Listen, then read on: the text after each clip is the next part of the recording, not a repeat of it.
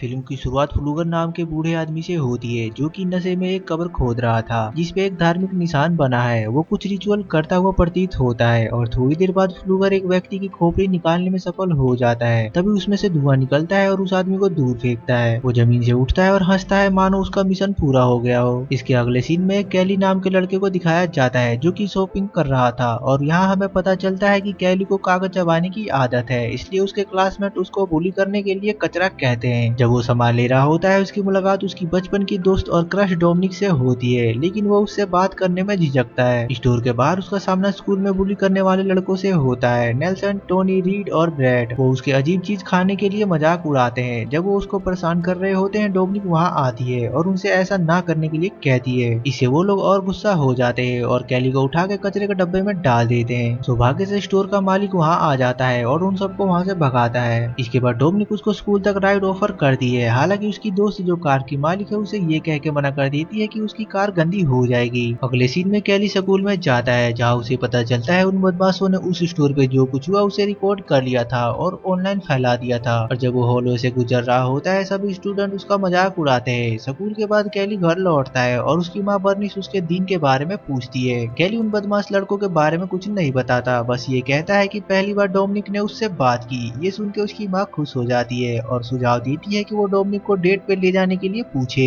इस बीच रेडल्फ नाम का आदमी उस कब्र के पास आता है जिसे फ्लूगर ने पहले नष्ट कर दिया था। वो प्रार्थना करता है और पता चलता है कि कोई गुप्त शक्ति इस कब्र में छुपाई गई थी जिसे किसी ने चोरी कर लिया। ये जानकर रेडल्फ बहुत दुखी होता है क्योंकि उसकी देखभाल करना उसकी जिम्मेदारी थी। अगली सुबह कैली बीमार पड़ जाता है बहुत ज्यादा कागज खाने की वजह से। अब फैमिली डॉक्टर कैली की माँ को कहता है कि कैली को एक साइकोलॉजिस्ट से मिलना चाहिए क्योंकि इसको ईटिंग डिसऑर्डर है, और ये भी कहता है कि वो अब नॉर्मल फील करता है क्योंकि इस घर में कोई मर्द नहीं है। मगर सच्चाई ये थी कि डॉक्टर को बर्निस पे क्रश था और वो उसको बिस्तर पे ले जाना चाहता था। उसी दिन फ्लूगर शहर में दिखता है जो लोगों को शक्तियों से ठीक करने का दावा करता है। वो बूढ़ी औरत के जोरों के दर्द को खत्म करके दिखाता है। सौभाग्य से बर्निस भी वही होती है और उसके स्किल से प्रभावित हो जाती है और ये सोच के कि वो कैली की मदद कर सकता है उसे अपने घर आमंत्रित करती है। जब बर्निस अपनी कार लेने के लिए जाती है रेडल्फ उसके पास आता है और उसे बताता है कि ये शक्तियाँ उसके लिए नहीं है। वो उसे ठीक करने वाली शक्तियों से छुटकारा पाने में भी मदद करने की पेशकश करता है, हालांकि फ्लूगल मना कर देता है और हाथापाई शुरू हो जाती है। जहाँ रेडल्फ चाटा मारता है तो उसे ही लगती है ये कब्र से प्राप्त हुई शक्तियों के कारण होता है जो उसके मालिक की रक्षा कर दिए। रेडल्फ फिर फ्लूगर को इसके बुरे परिणामों की चेतावनी देता है मगर फ्लूगर इसे खारिज करके चला जाता है। थोड़ी देर बाद फ्लूगर बर्निस के घर पहुंचता है और जब वो कैली को ठीक करने की कोशिश करता है तो उसे एक अजीब दर्द महसूस होता है, इसलिए वो अपना हाथ पीछे खींच लेता है। इसके बाद वो बाथरूम में जाने का बहाना बनाता है जहाँ वो नशीली दवाइयाँ लेता है। फिर जब वो दोबारा कोशिश करता है तो गलती से वो कैली के छाती को अपनी सिगरेट से जला देता है और फर्श पे गिर जाता है और उसकी मौत मौके पे ही हो जाती है। अजीब बात यह है कि जैसे ही फ्लूगर मरता है कैली की खराब हालत ठीक हो जाती है। जल्दी ही पुलिस वहाँ पहुँचती है और फ्लूगर के शव को ले जाती है और निष्कर्ष निकलता है कि बूढ़ा व्यक्ति के दिल का धड़कन रुकने से मर गया। उसके बाद कैली देखता है कि उसकी जली हुई छाती चमत्कारी रूप से ठीक हो गई है और उसमें कुछ शारीरिक परिवर्तन भी आ गए हैं। अब बाइक की मरम्मत करते हुए गलती से अपनी उंगली काट लेता है, लेकिन कुछ आश्चर्यजनक होता है और उसका घाव अपने आप ठीक हो जाता है और गायब हो जाता है। वो अपनी माँ को इसके बारे में बताने की कोशिश करता है लेकिन वो उस पर विश्वास नहीं करती। स्कूल जाते समय उसकी मुलाकात डोमिनिक और सारा से होती है जो उसको इतना हेल्थी देख के चकित रह जाती है। उनके जाने के बाद नेल्सन का भाई रीड उसके पास आता है और बिना किसी कारण से उसे मारना शुरू कर देता है। हैरानी की बात यह है कि जैसे ही उसने कैली के पेट में मुक्का मारा उसका दर्द रीड को महसूस होता है जबकि कैली को कुछ नहीं होता। रीड कैली को लकड़ी के डंडे से मारता है लेकिन ये भी काम नहीं करता और खुद को घायल कर लेता है। अब ये सोच के कि वो नए कैली को नहीं हरा सकता वो यहाँ से भाग जाता है। बाद में उस शाम गस जो रीड का पिता है और स्कूल में फुटबॉल का कोच है वो कैली के घर जाता है और उसके बेटे के साथ क्या हुआ वो पूछता है। कैली बताता है कि रीड ने उसे पहले मारा और खुद घायल हो गया, मगर गस इस पे विश्वास नहीं करता और बर्निस से बहस शुरू करता है। हालांकि बर्निस उसे जाने के लिए कहती है और उसके सामने ही दरवाजा बंद कर देती है। अब उसके जाने के बाद कैली अपनी माँ को उसके दर्द को ट्रांसफर करने की एबिलिटी को बताता है और ये कहता है कि उसे कोई चोट नहीं पहुंचा सकता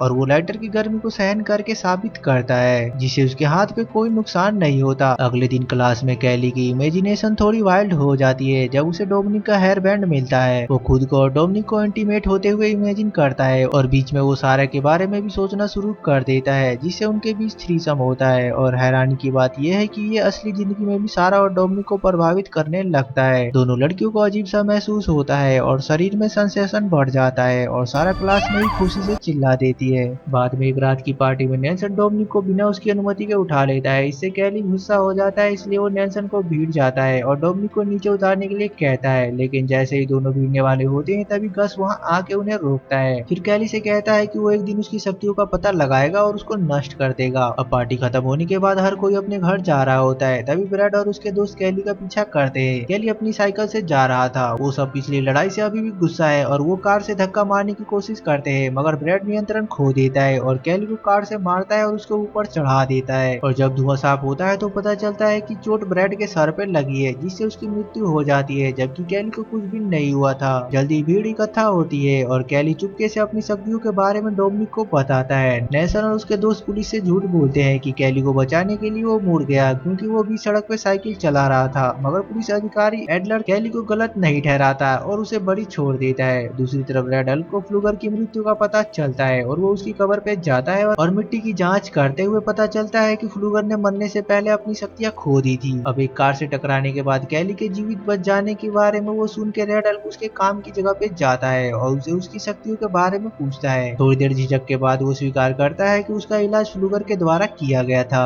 अगले दिन कैली और डोमिनिक एक कैफे में लंच कर रहे होते हैं और फिल्म के बारे में बातें करते हैं। वास्तव में डोमिनिक भी कैली को पसंद करती है और उसकी इच्छा थी कि कैली उसे मूवी के लिए पूछे, और सौभाग्य से वैसा ही होता है और दोनों जल्दी ही एक फिल्म के लिए सहमत हो जाते हैं। वहीं नेल्सन और उसके दोस्त कैली को अपने जीवन में इतनी आसानी से आगे बढ़ता देख परेशान हो जाते हैं। वो ब्रैड की मौत का बदला लेने और उसको सबक सिखाने का फैसला करते हैं। अब रात में नेल्सन और उसके दोस्त कैली की माँ के काम पे जाने का इंतजार करते हैं। हालांकि वो बीमार पड़ जाती है और आज की शिफ्ट छोड़ने का फैसला करती है। उसकी माँ को बीमार देख के वो उसे आराम करने के लिए कहता है और उसके लिए दवाइयाँ खरीदने के लिए शहर की ओर जाता है। अब एक कार को देख के नेल्सन और उसके दोस्त समझ जाते हैं कि बर्निश चली गई। फिर वो कैली को डराने के लिए टेलर हाउस को अपने ट्रक से जोड़ते हैं और उसे पूरी ताकत से खींचते हैं। बर्निश अभी भी अंदर है और वो टेलर को दूर खींचते हैं, जिससे बर्निश सोफा से नीचे गिर जाती है। चैन ठीक से नहीं लगा था, इसलिए ट्रक अलग हो जाता है और इससे रसोई में गैस का एक पाइप फट जाता है और गैस घर में भर जाता है। हैरान होकर बर्निश घर से बाहर निकलने की कोशिश करती है, लेकिन गलती से एक लैंप फर्श पे गिरा देती है, जिससे वहाँ गैस में आग लग जाती है और वहाँ बहुत बड़ा विस्फोट होता है। थोड़ी देर बाद कैली वहाँ पहुँचता है और अपनी माँ को बचाने के लिए टेलर में जाता है। दुख की बात यह है कि बहुत देर हो चुकी है और उसकी मौत पहले ही हो चुकी है। ये दर्दनाक घटना कैली को गहराई तक प्रभावित करता है और वो अपनी माँ की मृत्यु का शोक मनाता है। थोड़ी देर बाद ऑफिसर एडलर को कैली पे जले हुए निशान दिखते हैं और उसे हॉस्पिटल में भर्ती कराया जाता है। अगले सीन में रेडल हॉस्पिटल में एडलर के पास जाता है और उसे कैली की शक्तियों के बारे में बताता है और कैली के साथ इस मामले पर चर्चा करने का सुझाव देता है, लेकिन एडलर ऐसे प्राचीन कहानियों की गहराई में नहीं जाना चाहता।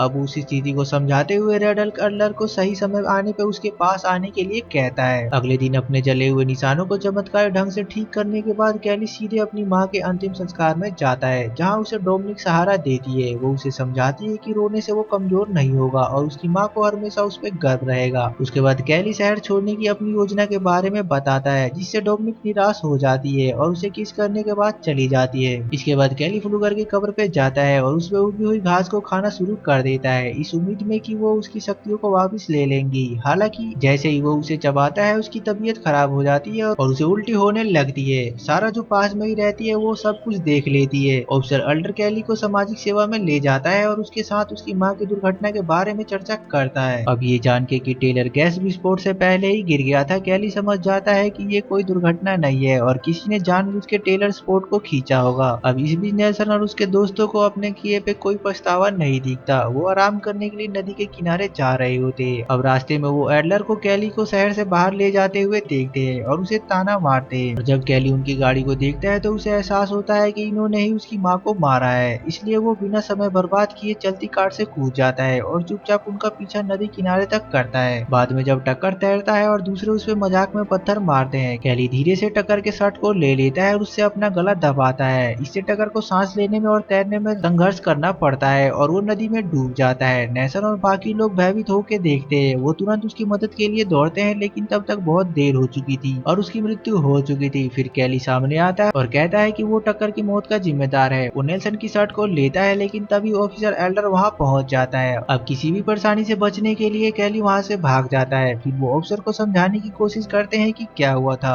हालांकि एडलर को इस कहानी पे विश्वास करना मुश्किल लगता जाता है और वो इसकी बजाय उन पे ही शक करने लगता है। उस रात कैली डोमिनिक से मिलता है और कहता है कि उसके पास अपनी माँ की मौत का बदला लेने के लिए एक प्लान है। हालांकि वो उसे सुझाव देती है कि हिंसा करना अच्छा नहीं है, इससे अच्छा है कि वो अपना गुनाह खुद ही कबूल करे। कैली मान जाता है, फिर वो एक दूसरे को किस करते हैं। अगले दिन कैली जानबूझ के उनमें से एक को केमिस्ट्री की क्लास में उकसाता है, इस उम्मीद में कि वो बर्निस की हत्या का बात को कबूल कर ले। पहले तो बुली करने वाला खुद को नियंत्रित करता है, लेकिन कैली जब उसकी गर्लफ्रेंड सारा का मजाक उड़ाता है तो वो अपना आपा खो देता है और कैली पे एसिड फेंक देता है। दुर्भाग्य से शक्तियों के कारण टोनी खुद को ही जला लेता है और उसकी मौत हो जाती है। ये देख के डोमिनिका उस पर गुस्सा हो जाती है और वहाँ से चली जाती है। रात में दुखी सारा नेल्सन से मिलती है और वो टोनी की मौत का बदला लेने के साजिश रचते हैं। यहाँ वो उसे कब्रिस्तान के एक बेल के बारे में बताती है जिसके कारण कैली को उल्टी हुई थी। फिर वो साथ में उस कब्रिस्तान में चले जाते हैं और उसे लेके कैली के खिलाफ एक हथियार के रूप में उपयोग करना चाहते हैं। अगले दिन गस अपने बेटों को फुटबॉल के प्रैक्टिस के लिए ले जाता है, जहाँ एडलर गस की ट्रक पे बदमाशों द्वारा इस्तेमाल की गई चैन को देखता है। वो नेल्सन और रीड के बारे में इससे सवाल करता है, मगर वो कहता है कि उसे कुछ नहीं पता। तभी कैली प्रैक्टिस ग्राउंड में पहुंचता है एक इलेक्ट्रिक ड्रिल के साथ और उसने नेल्सन के कपड़ों का एक टुकड़ा पहना हुआ था। फिर वो नेल्सन को अपना गुनाह कबूल करने को कहता है, वरना वो खुद को नुकसान पहुंचाने की धमकी देता है। हालांकि बदमाश तैयार थे और वो कब्रिस्तान से खरपतवार का रस लाए थे।